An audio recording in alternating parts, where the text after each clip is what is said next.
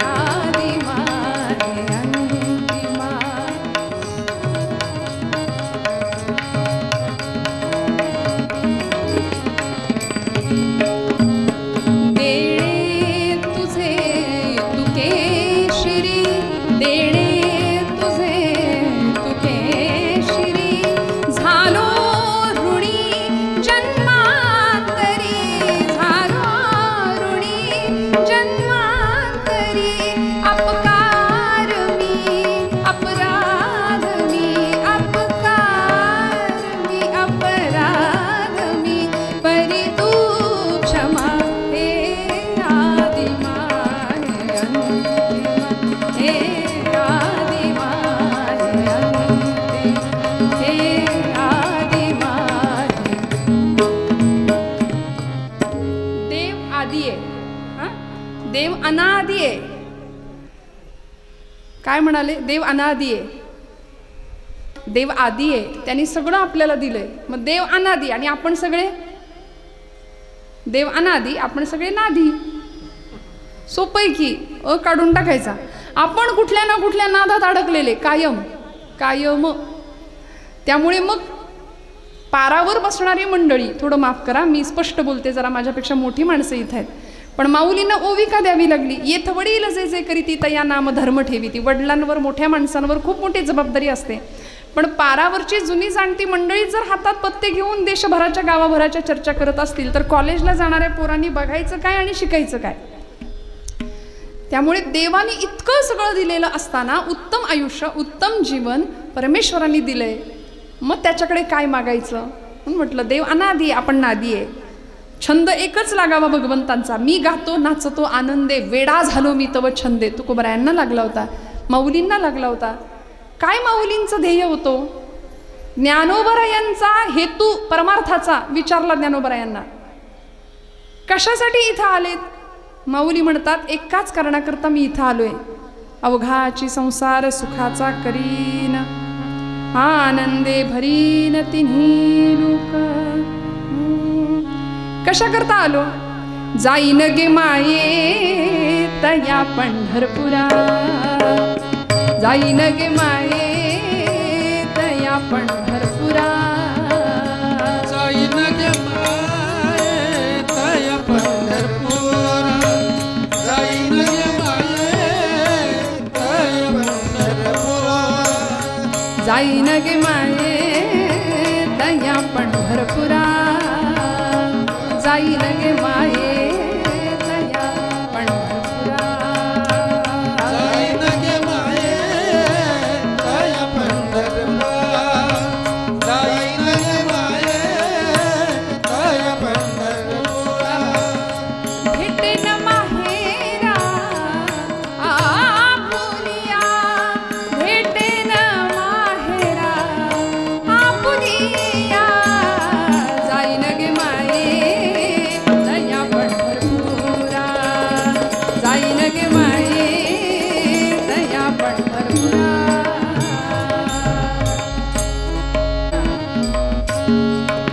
कशा करता आम्ही आलो? जाईन गे माये तया पंढरपुरा, भेटेन माहेरा आपुलिया.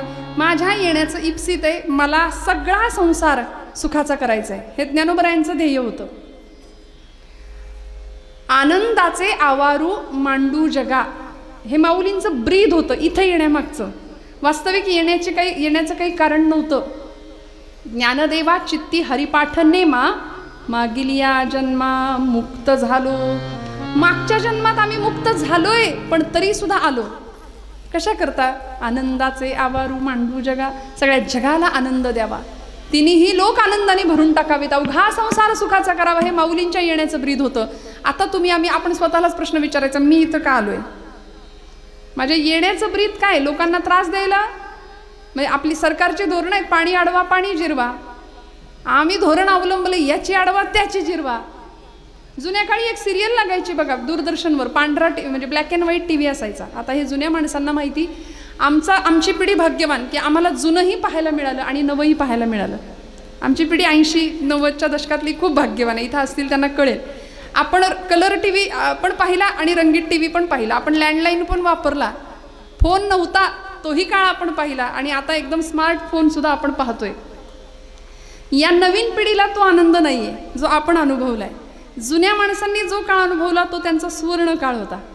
ब्लॅक अँड व्हाईट टीव्हीवर माणसं, म्हणजे टीव्ही रंगीत नव्हता पण माणसाची मनं रंगीत होती की नाही? खरं सांगा, कुठे काही अडचणी प्रतिकूलता जाणवत होत्या का? अहो, घरातलं एक माणूस कायम अँटेन्यावर असायचं, गेल्या का मुंग्या आल्या का मुंग्या, कायम. पण तरी आनंद होता, कुठं कुरकुर नव्हती, कुठं त्रास नव्हता, आहे की नाही? कायम सगळे मिळून एकत्र गुण्या गोविंदानी. आता कुणाच्या घेण्यात नाही, कुणाच्या देण्यात नाही, कुणाचा चेहरा आम्हाला बघायचा नाही, नीट संवाद नाही, फक्त वाद जिथं जावं तिथं. आणि ते जिभेचं काम इतकं भयानक आहे. ती जीभ 2 प्रकारची कामं करते. पहिलं काम आहे स्वाद आणि दुसरं काम आहे वाद. म्हणजे चवी तर चाकते जीभ, आणि दुसरं काम आहे वाद. म्हणून 99% भांडणं जिभेमुळं होतात. आणि ती कमी पडली की माणूस महाणामारीवर उतरतो.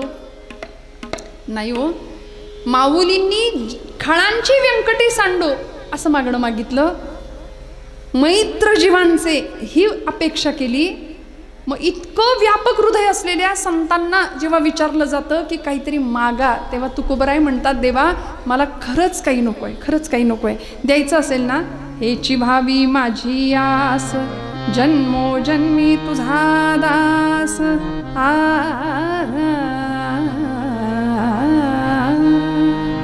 हेची भावी माझी आस, जन्मोजन्मी तुझा दास. तुला द्यायचं आहे ना, हेच दे.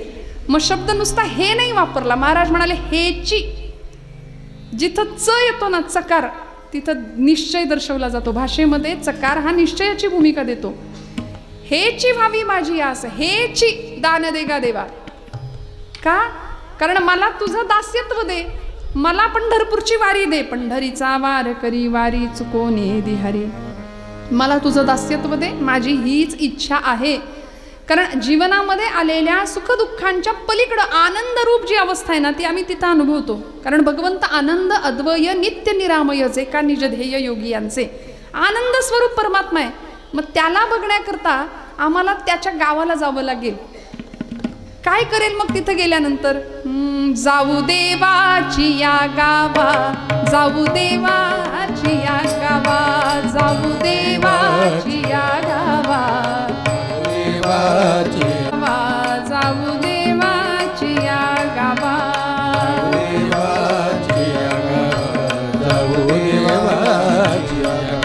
देव देईल विसावा, देव देईल विसावा, देव देईल विसावा, देव देईल.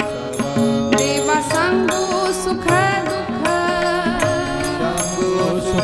दुःख, काय करायचं?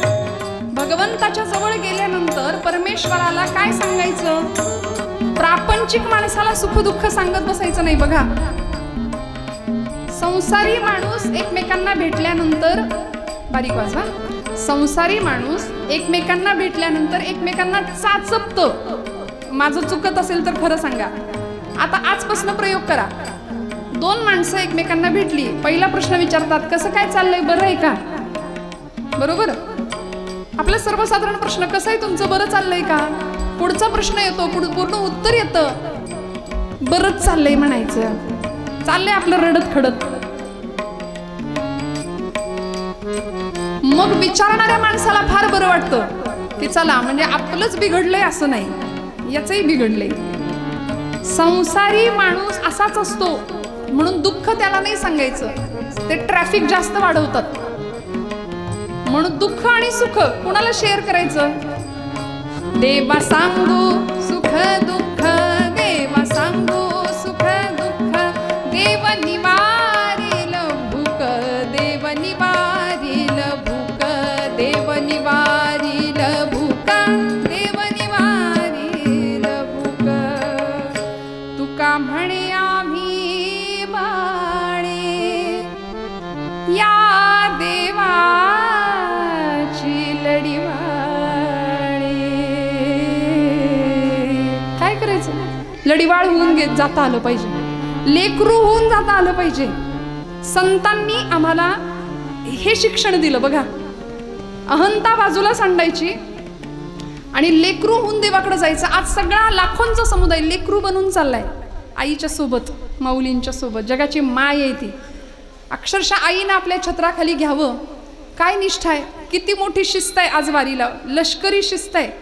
कुठल्याही इव्हेंट मॅनेजमेंट कंपनीला न उलगडणारं कोड आहे आपली पंढरपूरची वारी. काय नियोजन आहे, काय शिस्त आहे, काय सुंदरता आहे, काय सोहळा आहे. ज्ञानोबरायांच्या कृपाछत्रछायेखाली सगळे वारकरी एका शिस्तीत चालतायत. कुठेही कुणाचा हेवा नाही, कुणाशी काही भांडण नाही, जाहिरातबाजी नाही, कुठं काहीच नाही. आनंदाने प्रेमाने पंढरपूरला भगवंताच्या सानिध्यात जाण्याचा प्रयत्न आहे ना. मग तिथं जाऊन काय करायचं? देवा सांगू सुख दुःख, देव निवारील भूक. तुकोबरायांना हे माहिती आहे, म्हणून महाराज म्हणतात, देवा तुला मला द्यायचंय ना, तर एकच दे. हेची व्हावी माझी आस, जन्मोजन्मी तुझा दास. मला तुझं दास्यत्व कर, दास्यत्व दे. नवविधा भक्ती प्रकारातली सर्वश्रेष्ठ असलेली भक्ती आहे दास्य भक्ती. श्रवणं कीर्तनं विष्णो स्मरणं पादसेवनं अर्चनं वंदनं दास्यं सख्यं आत्मनिवेदनं. श्रवण भक्तीपासून सुरुवात झालेली भक्ती आत्मनिवेदनापर्यंत आम्हाला घेऊन जाते. आणि असा भगवंत आम्हाला प्राप्त होतो ना, मग तो दास्य हा टप्पा आहे एक त्या प्रकारातला, त्या भक्तीचा, त्या पायरी, एक पायरी आहे त्यातली. मग दास्य म्हणजे कुठली पदवी आहे का? नोबेल प्राइज आहे का? पद्मश्री पद्मविभूषण असा कुठला पुरस्कार आहे का? नाही. दास ही अवस्था आहे, दास ही भूमिका आहे. या दास्य भक्तीमध्ये सगळं द्यावं लागतं देवाला. संपत्ती, रूप, ऐश्वर्य, गुण, सौंदर्य हे सगळं नाही देऊन चालत. दास्य भक्तीमध्ये देवाला स्वतःलाच द्यावं लागतं, सर्वस्व अर्पण करावं लागतं. एक वेळ सर्व नाही दिलं तरी चालेल, पण स्व अर्पण करावा लागतो, सगळं द्यावं लागतं दास्यत्व भक्तीमध्ये. मग अशी दास्य भक्ती अनेकांनी केली. मारुतीरायांचं उदाहरण आपण दास्य भक्तीसाठी सगळ्यात मोठं मानतो ना. दिलं देवाला, स्वतःला देऊन टाकलं. म्हणून असा वेळी भगवंत अशा भक्ताला देऊन टाकतो स्वतःला. भगवंत म्हणतात, मला तुझ्याकडे द्यायला माझ्याजवळ दुसरं काही नाही, मी मलाच तुला देऊन टाकतो. म्हणून देव भक्ताचा होतो आणि भक्त देवाचा होतो दास्य भक्तीमध्ये. तुकोबराय म्हणतात, देवा मला तुझं दास्यत्व दे. कारण दास्य भक्ती आली की तिथे अहंकाराला थारा नसतो आणि देवाला ॲलर्जी येते एका या गोष्टीची. देवाला अहंकार आवडत नाही. पण आमचा जीवन सगळं अहंतेने आणि ममतेने इतकं भरलंय, इतकं व्यापलंय. मी आणि माझं, मी आणि माझं. पहिला पै गाठी मारतो आपण, सगळा सेव्हिंगला जातो पैसा. जुनी माणसं म्हण वापरायची, उष्ट्या हाताने कधी कावळा सुद्धा हाकलला नाही या माणसानं. का हो? कधी देशाचा विचार नाही, कधी धर्माचा नाही, कधी समाजाचा नाही, कधी लोकांचा नाही. फक्त मी आणि माझं, आपलं कुटुंबाचा फक्त विचार आणि माझा विचार. असं करता करता एक दिवस हा जीव आला, सगळा व्याप केला आणि निघून गेला. मग मिळवलं काय? काहीतरी देणं माझं समाजासाठी असावं. जगाचा तो भार आपुल्या शिरावर, ऐसे थोडे तर वाटू द्या हो. ही भूमिका संतांकडून आम्हाला शिकायची आहे. माऊलींना विचारावं कधीतरी, ज्ञानोबराय तुमचं काय हो? काही कधी कुठं सातबाराचा आहे का तुमचा उतारा? कुठं काही 4-2 एकर जमीन घेतली आहे का? ज्ञानोबराय म्हणतात, हे विश्वची माझे घर, ऐसी मती जयाची स्थिर, किंबहुना चराचर आपणची झाला. सगळं विश्व माझं घर आहे. म्हणून आज तुमच्या माझ्या घरात आपल्या गेलेल्या मंडळींचे फोटो कदाचित नसतील, पणजोबांचे खापर पणजोबा नसतील, पण ज्ञानोबरायांची प्रतिमा प्रत्येकाकडे आहे. कारण सगळ्या घरात, सगळ्या मनात ज्ञानोबांनी स्थान निर्माण केलं. 750 वर्षांचा काळ, 750वी आत्ताची माऊलींची जन्माचं वर्ष आहे माऊलींचं. तुकोबरायांना जाऊन 375 वर्ष पूर्ण झाली, वैकुंठ गमन सोहळा झाला. देव आहे की नाही अशा भूमिका असणारी मंडळी किंवा संतांच्या अस्तित्वावर आणि संतांच्या चमत्कारावर शंका घेणारी मंडळी आजही आहेत समाजामध्ये. मला असं वाटतं ज्ञानोबरायांनी भिंत चालवली का नाही, रेड्यामुखी वेद बोलवले की नाही असं विचारणाऱ्यांनी, म्हणजे भिंत चालवली की नाही असं म्हणणाऱ्यांनी आधी वाघावर बसून यायचं आणि मग विचारायचं भिंत चालवली का ज्ञानोबरायांनी. जमेल का? आम्ही कुणावर शंका घेतो? किती काही म्हटलं तरी तुकोबराय मानव देहासहित वैकुंठाला गेले होते हे त्रिकालाबाधित सत्य आहे की नाही. मग इथे शंका आणतो आम्ही, त्यामुळे आमचं नुकसान आमचा घात करतं किंवा आमचंच नुकसान होण्याला आम्ही कारण ठरतो. मग अशा सगळ्यातून पार होण्याकरता दास्यभक्ती तुकोबराय मागतात आणि म्हणतात पंढरीचा वार करी वारी चुकोने दि हरी. भगवंता मला पंढरपूरची वारी दे. का हो पंढरीचीच वारी का मागितली? कारण पंढरपूर हे सगळ्या तीर्थांमधलं सर्वश्रेष्ठ परमपावन असं तीर्थ आहे. सखी पुसे सखीसी, दोन स्त्रिया आपापसामध्ये गोष्टी करतात. दोन मैत्रिणी भेटल्या की आपापसामध्ये त्यांनी काय बोललं पाहिजे हे आम्हाला ज्ञानोबराय शिकवतात. बघा, आम्ही दोन मैत्रिणी एकत्र खूप दिवसांनी भेटलो की तुझ्या गळ्यातलं किती तोळ्याचं आणि माझ्या गळ्यातलं किती तोळ्याचं, तुझी साडी किती रुपयाची, माझी साडी किती रुपयाची, याच्यातच आपलं सगळं जाते ना, चर्चा संपून जाते. पण माऊली म्हणतात एक सखी दुसऱ्या सखीला काय विचारते, सखी पुसे सखी येसी, युगे झाली 28, अद्यापी वर कटेवरी कर भिवरे तीरा, वाळवंटी संत सभा सभा, देव का हो विटेवरी उभा उभा, देव का हो विटेवरी उभा उभा, देव का हो विटेवरी, देव का हो विटेवरी उभा, देव का हो विटेवरी उभा. काय झालं? देव का विटेवर उभा राहिलाय याचं कारण नेती असलेले म्हणणारे वेद सुद्धा म्हणतात, पुसू नका बाई वेदासी काही, शेष शिणल्या झाल्या द्विसहस्त्र जिभा जिभा, देव का हो विटेवरी उभा उभा. वर्णन करता करता वेद म्हणाले न इति नेती. भगवंत सांगताच येत नाही कसा आहे तो, का विटेवर आला असेल. विटेवर येण्याचं कारण आपल्या सगळ्यांना माहिती आहे, रुक्मिणी रुसली म्हणून भगवंत विटेवर आला. पुंडलिकाचं निमित्त केलं भगवंतांनी, पुंडलिकाचा भक्तासाठी भगवंत विटेवर आला. तुमच्या माझ्या अनेक असलेल्या संत मांदियाळीसाठी पांडुरंग परमात्मा तिष्ठत 28 युगांपासून देव विटेवर उभा आहे. तुकोबराय सांगतात तुझ्यासाठी मला पंढरपूरची वारी दे, पंढरीचा वार करी वारी चुकोने दि हरी. तुकोबरायांनी तिसरं मागणं मागितलं, संत संग सर्व काळ अखंड प्रेमाचा कल्लोळ. संतांच्या जवळ फक्त प्रेम आहे.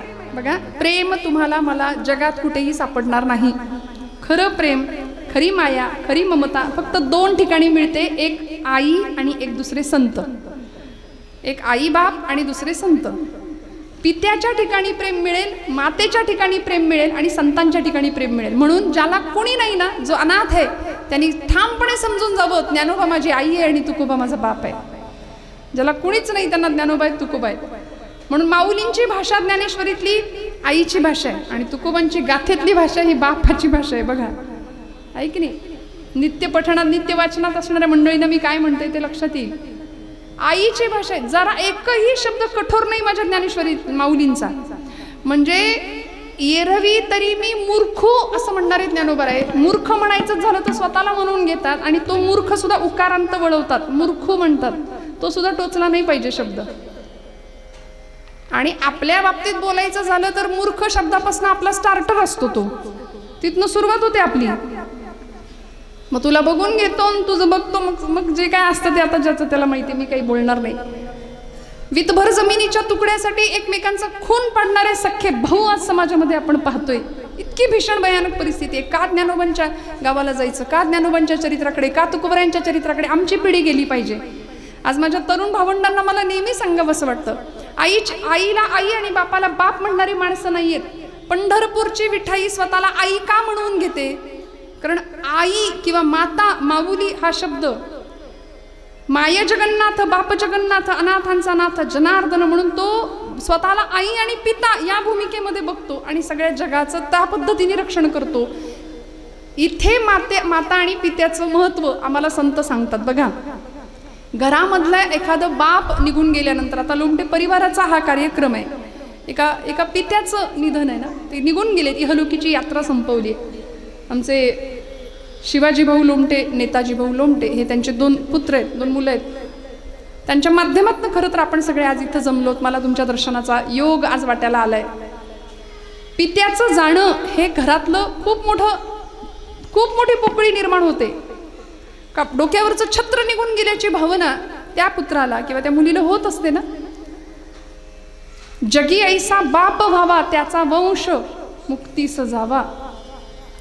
मग असं पितृतुल्य व्यक्तिमत्व जेव्हा जगातनं घरातनं निघून जातं त्यावेळी काय वेदना होत असतील.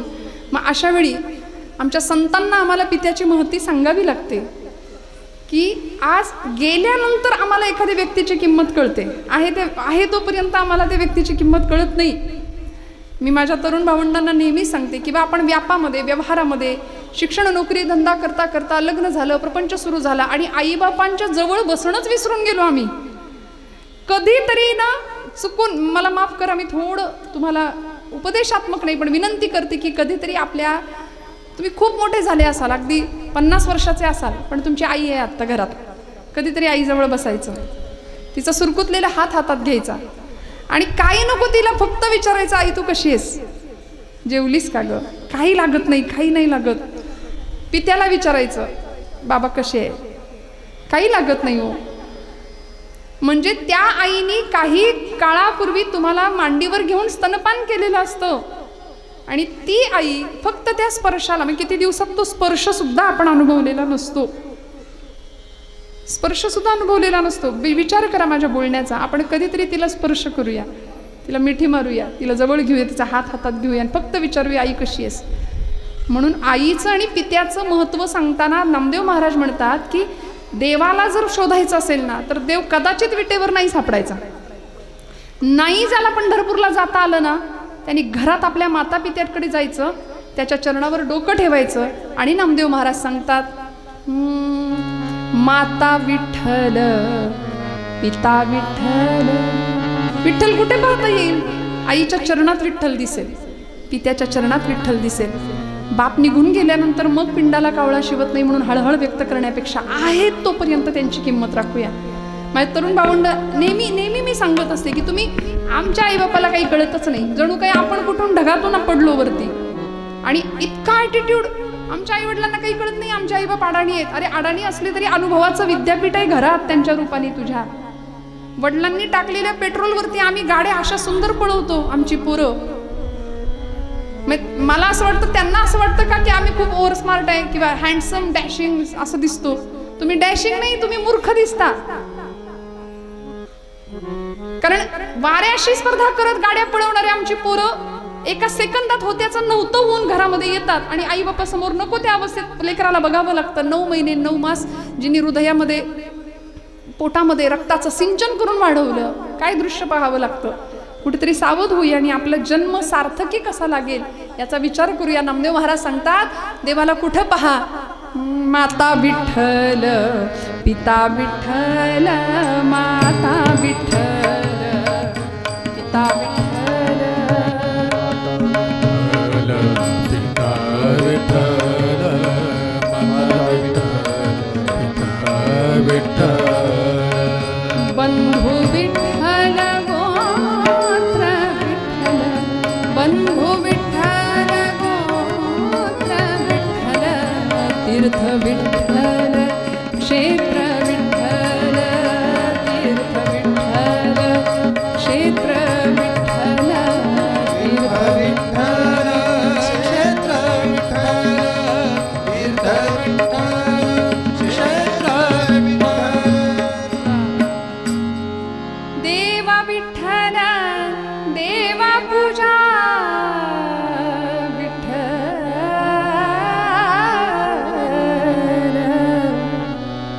तीर्थ विठ्ठल क्षेत्र विठ्ठल, सगळीकडे विठ्ठल पाहता आला पाहिजे. आणि ही भूमिका आम्हाला कुणामुळे प्राप्त होते? आम्हाला संतांमुळे प्राप्त होते. म्हणून संत संग सर्व काळ अखंड प्रेमाचा कल्लोळ. एक वेळ पंगत चुकली तरी चालेल, पण संगत नाही चुकता कामा. जेवायला कुणासोबत चुकीच्या माणसासोबत बसला तरी चालेल, पण संगत नाही चुकता कामा, कारण संघाचा रंग आमच्या मनाला लागतो. म्हणून असा संघ करावा की जो आमच्या जीवनात प्रेमाचा कल्लोळ निर्माण करेल. आणि संत स्वतः प्रेमस्वरूप आहेत, वात्सल्य सिंधू आहेत. संतांची एक गावी प्रेमाचा सुकाळ, नाही तळमळ दुःखलेश. तेथे मी राहीन होऊनी याचक घालतील भीकतेची मज. संतांच्या दारात कुत्रा होऊन बनून जगावं लागलं तरी चालेल, पण संतांचाच संग करावा ही तळमळ संतांची होती. म्हणून तुकोबराय म्हणतात, मला संत संग दे, संत संग सर्व काळ अखंड प्रेमाचा कल्लोळ. आणि मग देवा चंद्रभागे स्नान तुका मागे हेची दान. चंद्रभागेचं स्नान पंढरपुरात मला घडू दे भगवंता. माझ्या जीवनाचं सार्थक याच गोष्टीमुळे होणार आहे. आणि म्हणून असं दान तू मला दे. अभंगाच्या मूळ पदामध्ये तुकोबराय सांगतात, पूर्वरंग संपला, हार आणला तरी चालेल. हेची भावी माझी आस, हेची भावी माझी आस, हेची भावी माझी आस, हेची भावी माझी आस, हेची भावी माझी आस,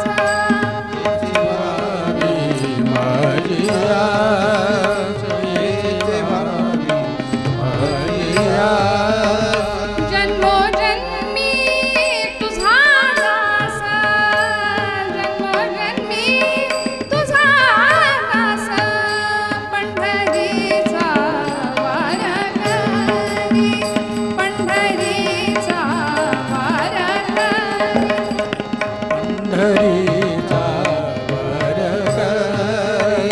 पंढरी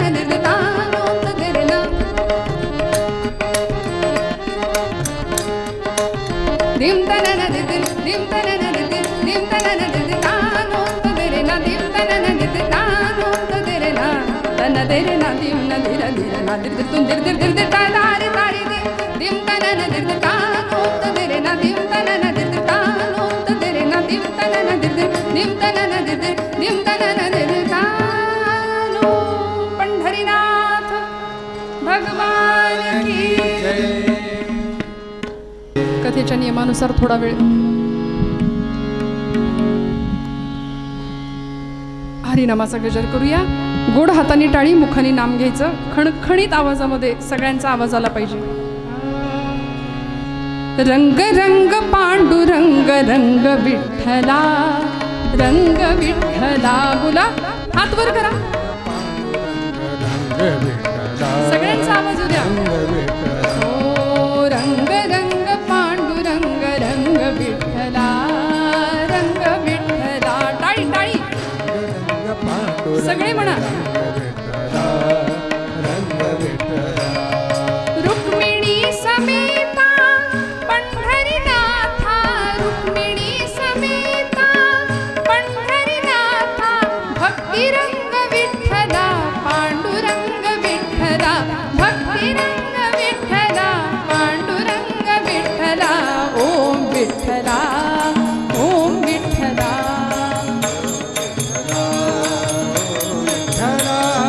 ओम विठ्ठला ओम विठ्ठला. टाळी टाळी. रंग रंग पांडुरंग रंग विठ्ठला, रंग विठ्ठला. पांडुरंग रंग ओ रंग रंग पांडुरंग रंग विठ्ठला, रंग विठ्ठला. रंग रंग पांडुरंग रंग विठ्ठला, रंग विठ्ठला. रंग रंग पांडुरंग रंग विठ्ठला, रंग विठ्ठला. रंग रंग पांडुरंग रंग विठ्ठला, रंग विठ्ठला. रंग रंग पांडुरंग रंग विठ्ठला, रंग विठ्ठला.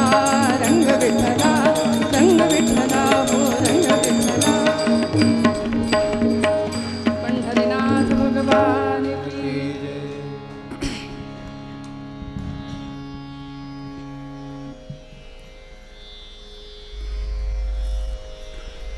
आषाढी एकादशी जवळ आली आहे आणि एकादशीच्या पर्वकाळाला पंढरपूरला वारकऱ्यांची ही दाटी, आता पालख्या निघाल्यात. सोहळा अतिशय आनंदाने सुरू आहे.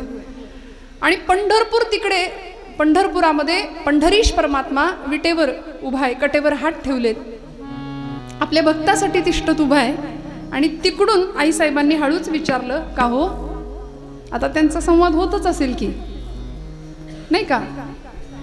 हळूच विचारलं, का हो, हे एवढी सगळी गर्दी तुमच्याकडे येतेय आणि यातला प्रत्येक जण वैकुंठाला जाणार का? आणि मग या सगळ्याच लाखो लोकांना जर वैकुंठ प्राप्त झालं तर तिथे लोकसंख्या किती वाढायची आणि तिथे ट्रॅफिक जाम नाही का होणार? केवढी गर्दी होईल? हा प्रश्न कोणी विचारला? गृहमंत्र्यांनी. आईसाहेबांनी विचारला पांडुरंग परमात्म्याला. म्हणून तर तुकोबराय संत हुशार का? संतांनी वशिला लावायचा झाला तर आधी तिकडून लावला. रखुमाईच्या पती सोयरिया म्हणायचे, पांडुरंगा नाही म्हणले, विठ्ठला नाही म्हणले. रखुमाईच्या पती सोय, आई जवळ केली की बाप आपोआप जवळ येतो. मग पांडुरंग परमात्मा विचारतायत, अगं तुला कोणी सांगितलं पंढरपूरला येणारा प्रत्येक जण माझ्यासाठीच येतो असं तुला कोणी सांगितलं?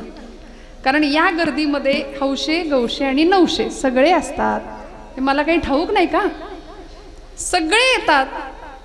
पण पंढरपूरला आला म्हणजेच तो मला प्राप्त होतो किंवा मी त्याला प्राप्त होतो असं तुला कोणी सांगितलं? माझ्या पूर्वावतारामध्ये, कृष्णावतारामध्ये मी अर्जुनाला भगवद्गीतेचं ज्ञान दिलं तेव्हा त्याच्यामध्ये असं सांगितलंय, यत्करोषि यदश्नासि यज्जुहोसि ददासि यत् तपस्यसि कौन्तेय तत्कुरुष्व मदर्पणम्. अरे पंढरपूरला नाही जमलं तरी सुद्धा तू जे जे कर्म करशील, यत्करोषि, ते सगळं मला मदर्पणम, मला अर्पण करण्याच्या भावनेने कर. काय करायचं? पायांनी चालणं ही भगवंताची प्रदक्षिणा आहे. कानानी भगवंताचं नाम ऐकावं, डोळ्यांनी त्यालाच पाहावं. जे कर्म करू ते भगवंताला अर्पण करावं. यद यद कर्म करो मी तत्तदखिलम शंभो तवाराधनम, आचार्य म्हणतात. मग जो कर्मात मला पाहतो तो सुद्धा मला प्रिय आहे. नाही पंढरीला यायला झालं म्हणून काय झालं, आता हे सगळं आपल्यासाठी बरं का, याचा अर्थ नाहीच जायचं असं नाही करायचं. देव म्हणतो नाही जमलं एखाद्या वेळी यायला तर जो कर्मात मला पाहतो त्याला तो मला प्रिय आहे, त्याला वैकुंठ लोक प्राप्त होतो. बरं, मग रुक्मिणी आईसाहेब म्हणतात आहे का असं कोणी की जो पंढरपूरला येतच नाही पण तुम्ही त्याला प्रेम करता किंवा तुम्ही तुमचं त्याच्यावर लक्ष आहे, असा कोणी आहे का एखादा भक्त? भगवंत म्हणले जायचं का त्याला भेटायला? जाऊया म्हणे. फार लांब नाही जावं लागलं, पंढरपूरपासून काही अंतरावर असलेलं एक गाव, आणि त्या गावामध्ये भगवंत रुक्मिणी आईला घेऊन आलेत. ही गर्दी चाललीच आहे आणि देव आईसाहेबांना घेऊन माघारी आलेत. पंढरपूरपासून जवळ असलेलं एक गाव. कुठं आले हो? आणि कानावर शब्द पडले, कांदा मुळा भाजी, कांदा मुळा भाजी, कांदा मुळा भाजी, कांदा मुळा भाजी, कांदा मुळा भाजी, कांदा मुळा भाजी, अवघी विठाई माझी, अवघी विठाई माझी, अवघी विठाई माझी, अवघी विठाई माझी, अवघी विठाई माझी, अवघी विठाई माझी. लसूण मिरची कोथिंबिरी, लसूण मिरची कोथिंबिरी, अवघा झाला माझा हरी, अवघा झाला माझा हरी, कांदा मुळा भाजी, कांदा मुळा भाजी, हो कांदा भाजी मुळा भाजी, अवघी विठाई माझी, अवघी विठाई माझी, अवघी विठाई मा, क्या बात है बाबा, अवघी विठाई माझी, अवघी विठाई माझी, अवघी विठाई माझी. सावत्याने केला मळा, विठ्ठला पायी रोविला गळा. कुठं आले? अरण भेंडी, अरणगाव बांधावर उभे राहिले आणि समोर पाहिलं. आईसाहेब विचारतायत सांगा ना कुठे आहे तुमचा भक्त, कुठं घेऊन आलाय मला? पांडुरंग म्हणतायत अगं तो बघ की, डोक्याला मुंडासाय फेटाय, अंगरखाय, गळ्यात तुळशीची माळ आहे, कपाळाला गोपीचंदन टिळा आहे, मुखावर शांत चिरंतन शांती आहे. बैलजोडी झुंपली होती आणि शेतात काम चाललं होतं. विहीर होती, स्वच्छ पाण्याने तुडुंब भरलेली विहीर. मोठ जुंपली होती विहिरीला. पूर्वीचा काळ, आता MIDC नाही का, त्यामुळे आता मोडबीट सगळं गेलं, पण पूर्वीचा तो आनंद ते पाहिला देवानी. आणि देवानी सांगितलं हे बघ तो माझा भक्त आहे, जातीनं माळी आहे, पण खरं सांगू का, प्रत्येक कर्मात तो मला पाहतो, प्रत्येक रोपट ईश्वर समजून विठ्ठल समजून जगवतो. आणि आईसाहेबांनी भगवंतांना काही विचारावं तेवढ्यात तिकडून भर दुपारची माध्यान्नीची वेळ, आता काम चाललंय रानात म्हटल्यानंतर त्यांची बायको सावित्रीबाई सावतोबांची पत्नी डोक्यावर भाकरी घेऊन रानात आल्या. आणि सोलापूर साईड आता इरकल नाही का, इरकली लुगडं नेसलेलं, कपाळावर रुपया एवढं कुंकू. आता रुपयाचं अवमूल्यन झालं त्यामुळे ते कुंकू केलं, पण पूर्वीच्या माता भगिनी मोठं कुंकू, पदर, खानदानी शालीनता. आणि तिच्याकडं पाहिलं आईसाहेबांनी आणि दोघांचा आता संवाद ऐकायची इच्छा झाली. इकडं विठ्ठल रुक्मिणी बांधावर उभे राहून दोघांचा संवाद ऐकतायत. कारभारणीनं सांगावं धनी आता बैलासनी मोकळं करा, चारा पाणी द्या आणि बसा बरं जेवायला, उशीर झालाय. सावतोबांनी बैल मोकळे केले, चारा पाणी दिलं आणि जेवायला बसले. अन्न ब्रह्माची प्रार्थना केली, पहिला घास मुखात उचलून घातला. तेवढ्यात बायकोनी प्रश्न विचारला, धनी बरेच दिवस झालं तू मासनी काही विचारीन म्हणते, पण आज काही राहावं ना तर विचारू का? मी विचारेन त्या प्रश्नाचं उत्तर खरं खरं द्या बरं का. सावतोबा म्हणली अगं विचार की, एवढा कसला विचार करतीस त्यात? अहो तुम्ही पांडुरंगाचा भक्त हायसा, कपाळाला गोपीचंदन टिळा असतो, बुक्का असतो, गळ्यात तुळशीची माळ असते, पण पंढरीला गेलेलं मी कधीच तुम्हाला पाहिलं नाही 15 वर्षात. आज आपल्या लग्नाला 15 वर्ष झाली आपल्याला 8 वर्षाची नांगिता नावाची मुलगी आहे, नागू नाव सावतोबांच्या मुलीचं. पंढरपूरला गेलेलंच पाहिलं नाही. सावतोबा हसले आणि म्हणाले, कारभारने हा आहे का ग तुझा प्रश्न, तुला उत्तर देतो. जेवण आटोपलं, हात धुतला आणि बैलांच्या जवळ गेले. बैलांच्या पाठीवर एक मस्त थाप मारली आणि आपल्या कारभारणीला सांगितलं, बघा अगं पंढरपूरला मी जात नाही याचं कारण तुला ऐकायचंय ना, कारण माझा पांडुरंग सगळीकडे आहे असं मी जाणतो. ईश्वरच सर्वभूतानां हृद्देशे अर्जुन तिष्ठती ब्राह्मण सर्वभूतानी यंत्रारूढानी मायया. गीतेचं तत्वज्ञान, उपनिषदांचं गहन तत्वज्ञान सावतोबा आपल्या बायकोला सोप्प करून सांगतायत. एको देवा हा सर्वभूतेषु गूढ, हा सर्वव्यापी सर्वभूतांतरात्मा. सावतोबा म्हणतायत, अगं देव माझा कुठं आहे माहितीये, पांडुरंग कुठं आहे सांगू का तुला. बैल विठ्ठल, बैलाच्या पाठीवर थाप मारली आणि सांगितलं, इथं विठ्ठल आहे माझा.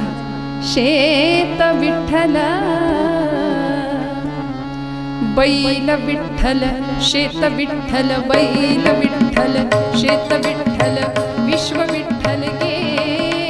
बैल विठ्ठल, शेत विठ्ठल, विश्व विठ्ठल गे.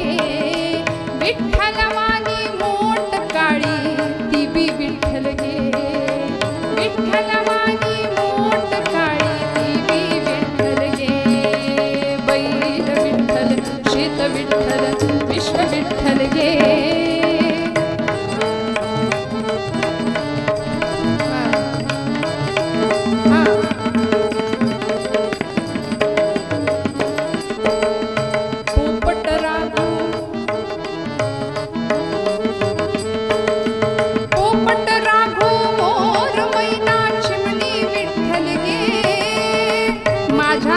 शेतातला कण विठ्ठल मी समजतो. काळी मोठ विठ्ठलच सुद्धा काळाच आहे की नाही, ती मोठ काळी विठ्ठल स्वरूप. पोपट राघू मोर मैना चिमणी विठ्ठल गे.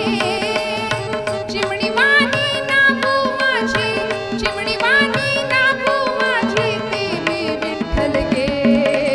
बैल विठ्ठल, शेत विठ्ठल, विश्व विठ्ठल गे. विठ्ठल वाणी मोठ काळी देवी विठ्ठल गे.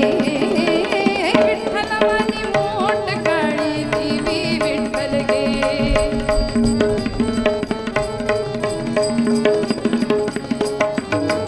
वृक्ष विठ्ठल, वापी विठ्ठल, वेली विठ्ठल गे. वेली वाणी सखये माझी तू बी विठ्ठल गे. वेली वाणी सखये माझी तू बी विठ्ठल गे. बैल विठ्ठल, शेत विठ्ठल, विश्व विठ्ठल गे. विठ्ठल वाणी मोठ काळी, क्या बात आहे बाबा.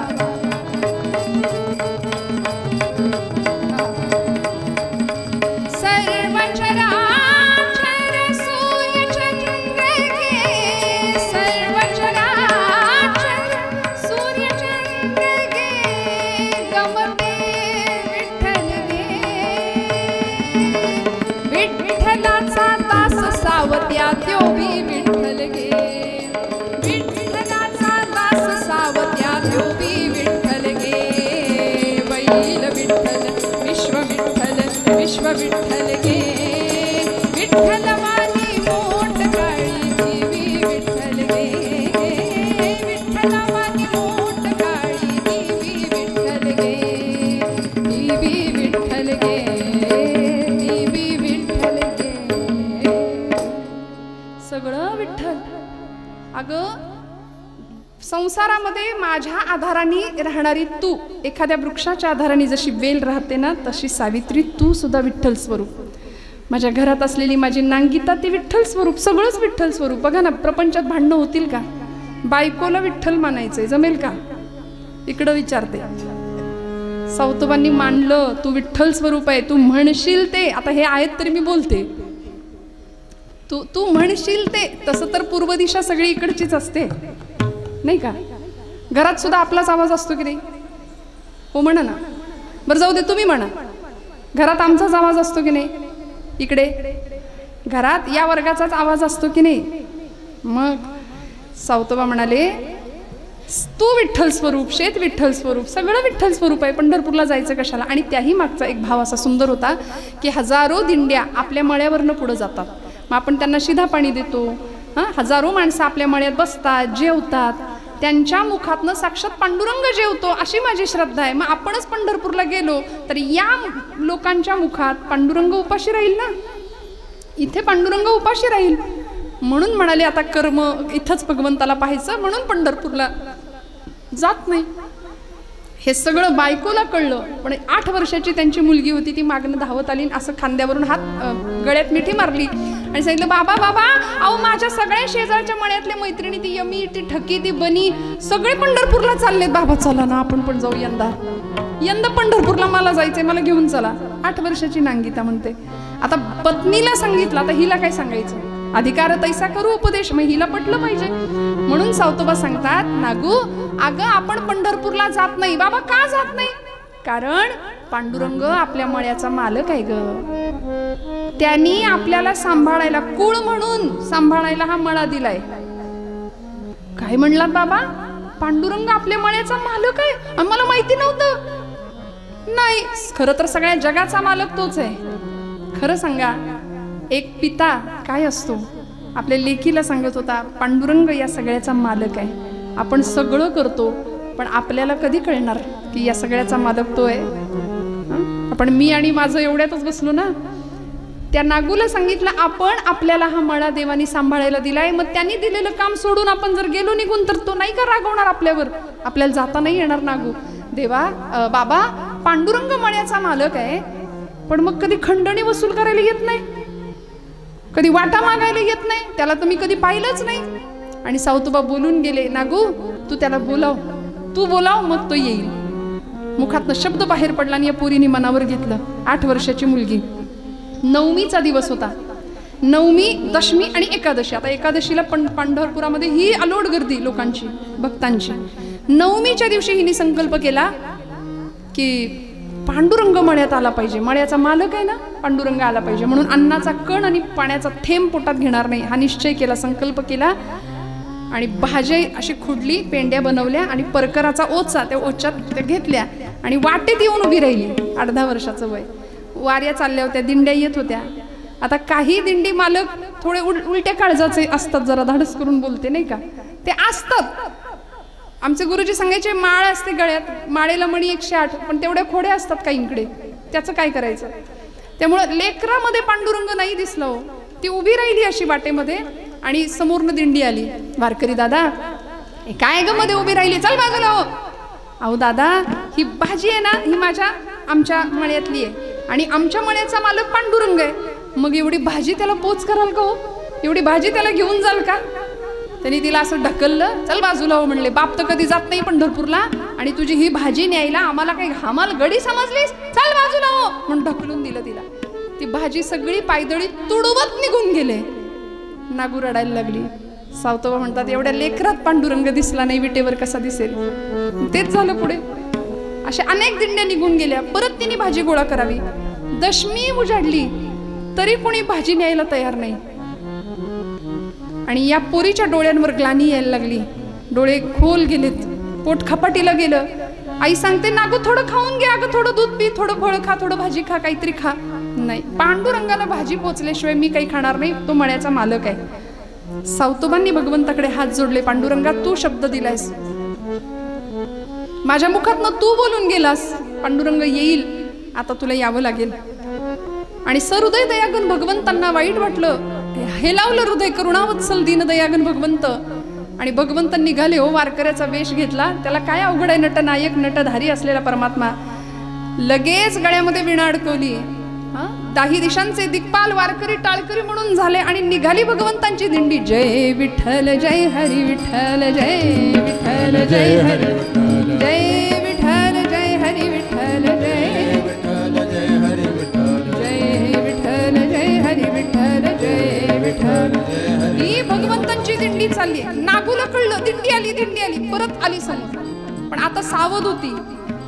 आधी असं आहे, दुधाने तोंड पोळलं की ताक सुद्धा माणूस कुंकून पितो. त्यामुळे समोर आली आणि सावधपणे विचारलं, दादा पंढरपूरला निघालायसा? पांडुरंग म्हणले, हो बाळा. पंढरपूरला चाललोय. साक्षात पांडुरंग परमात्मा. अहो काय बाळा तुझं काय काम आहे? काही नाही, आमचा हा मळा आहे ना, त्या मळ्याचा मालक आहे तो पांडुरंग. एवढी भाजी त्याला न्याल का? ही भाजी त्याला पोच कराल का? पांडुरंग म्हणले हो नेतो की. तिला असं वाटलं एवढा छान वारकरी दादा, आधीचा अनुभव पाठीशी होता. ती म्हणाली वारकरी दादा तुम्ही किती दयाळू आहे हो. पांडुरंग हसले, म्हणाले अगं भाजी तर दिलीस, पण भाजी बरोबर काहीतरी निरोप असेल तुझा. वस्तू दिली की निरोप द्यायचे पूर्वीची माणसं. मग काही निरोप नाही का? निरोप आहे की.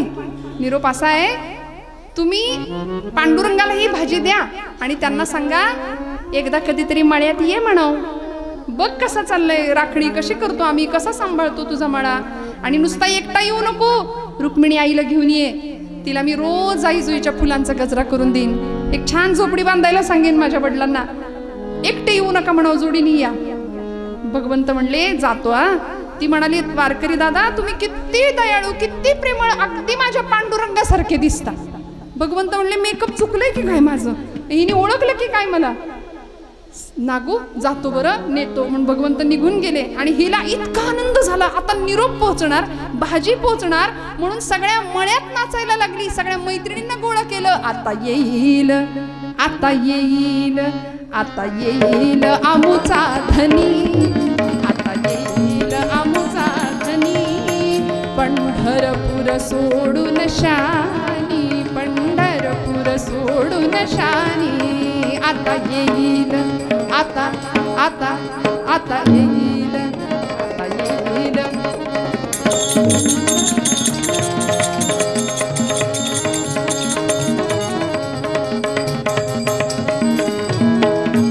तो गरुडावरी बैसुनी, तो गरुडावरी बैसुनी, संगे घेऊन रुक्मिणी राणी, संगे घेऊन रुक्मिणी राणी. तो गरुडावरी बैसुनी, तो गरुडावरी बैसुनी, संगे घेऊन रुक्मिणी राणी, संगे घेऊन रुक्मिणी राणी. आता येईल आमुचा धनी, आता येईल आमुचा धनी, पंढरपूर सोडून शानी, पंढरपूर सोडून शानी, पंढरपूर सोडून शानी, पंढरपूर सोडून शानी. देव येणार, देव येणार, या मळ्याचा मालक येणार म्हणून नाचायला लागली हो. बरं पोटात अन्नाचा कण नाही. आणि असं करता करता एक क्षण असा आला, एकादशीचा दिवस उजाडला. पोरगी निचेष्ट बेशुद्ध झाली, डोळे मिटले, खोलवर गेलेले डोळे, अंगात त्राण नाही, अवसान नाही.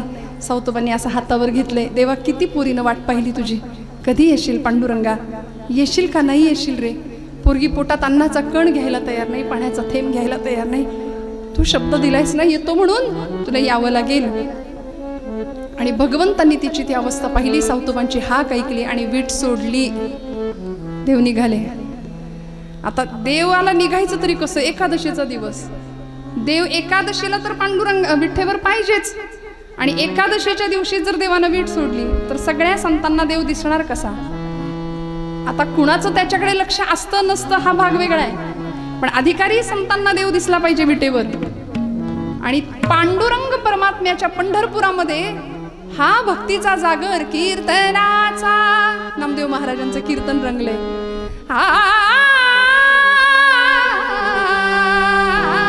कीर्तनाचा, कीर्तनाचा, कीर्तनाचा, कीर्तनाचा, हो कीर्तनाचा, कीर्तनाचा, कीर्तनाचा, कीर्तनाचा, कीर्तनाचा गजर होत, कीर्तनाचा गजर होत, संत पार पंढर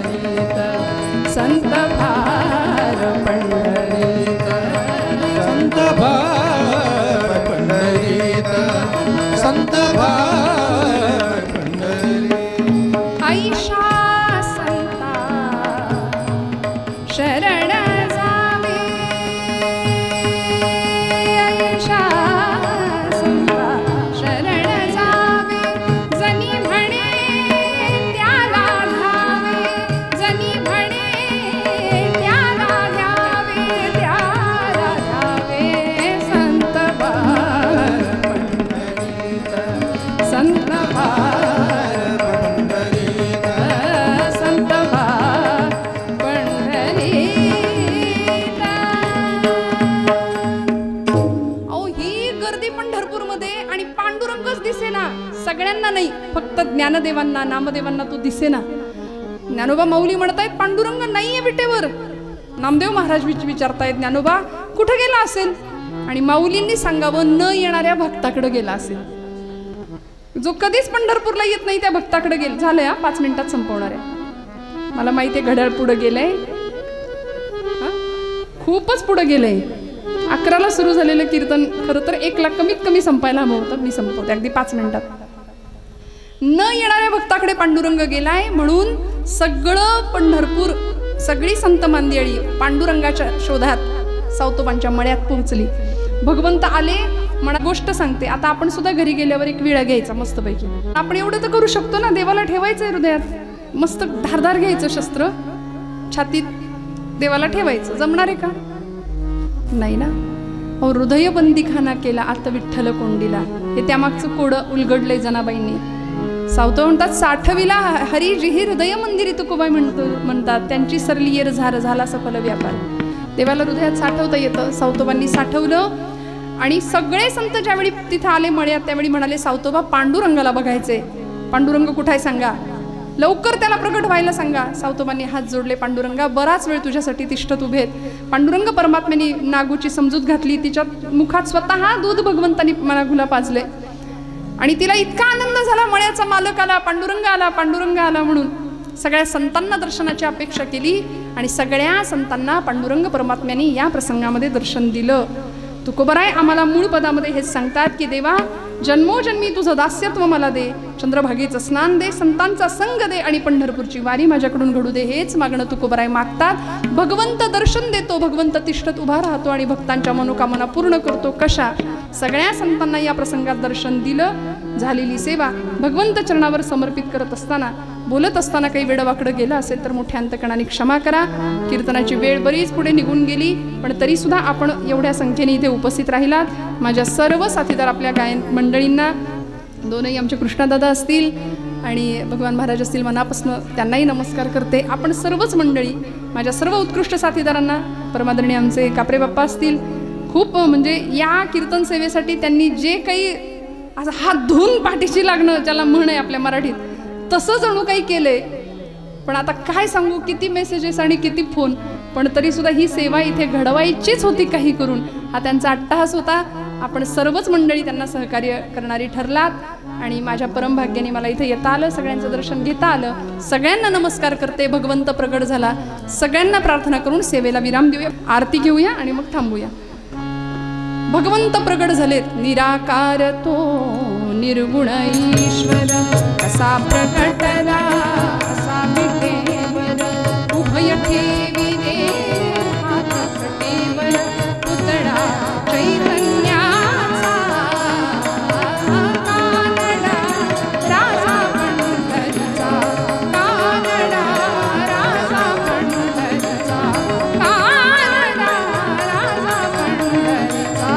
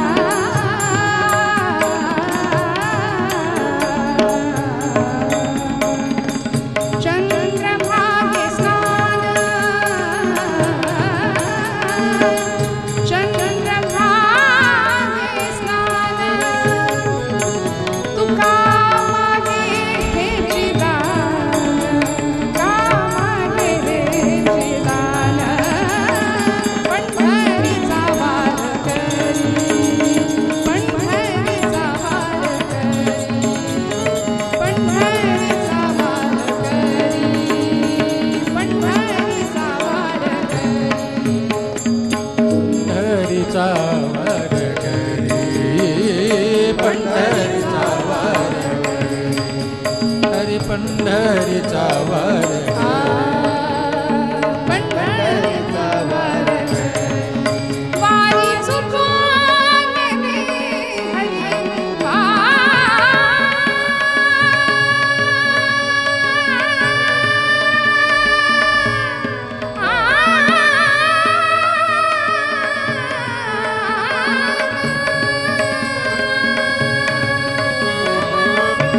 चुकून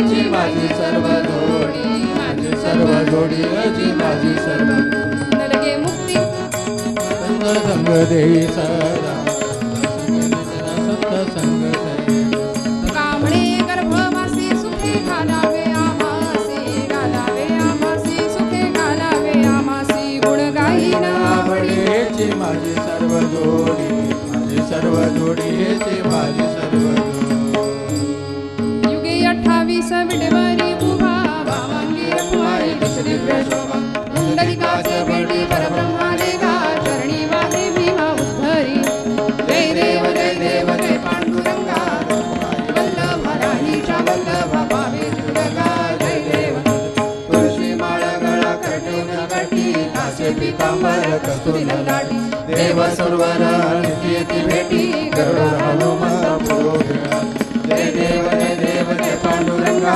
रखुमाई वल्लभ राहीच्या वल्लभ पावे जीवनका जय देव आषाढी कार्तिकी भक्त जन येती चंद्रभागे माझे स्नान जे करती दर्शन हेळा मात्र तया होय मुक्ती केशवाशी नामदेव भावे जय देव जय पांडुरंगा रखुमाई वल्लभ राहीच्या वल्लभ पावे जीवनका जय देव आरती ज्ञानराजा महाकैवल तेजाचे वचार संत मन वेदला माझ्या आरती ज्ञान राजा गोपल ज्ञान जगी हित नेनत कोणी अवतार पांडुरंग नाव ठेवले ज्ञानी आरती ज्ञान राजा महाकैवल तेजाचे वचार संत मन वेदला माझ्या आरती ज्ञान राजा हरी प्रकट वैभवने विश्व ब्रह्मच केले राम या जनार्दनी पायी टकच तेरे आरती ज्ञान राजा महाकैवल तेजाचे वचार संत मन वेदला माझा आरती ज्ञान राजा हरे आरती तुकारामा स्वामी सद्गुरु रामा सच्चिदानंद मूर्ती पाय दाखव्यामा आरती तुकारामा राघवे सागरात पाषाण तारिणे तैसे तुकोमाचे भंगर शिरे आरती तुकारामा स्वामी सद्गुरु रामा सच्चिदानंद मूर्ती पाय दाखव्यामा आरती तुकारामा हरे तुकिता तुलनेसी ब्रह्म तुकासी आले म्हणून राणी सोडे चरणी मस्तक ठेवले आरती तुकारामा स्वामी सद्गुरु रामा सच्चिदानंद मूर्ती पाय दाखव्यामा आरती तुकारामा लोटांगण वंदन चरण डोळ्यानं पाय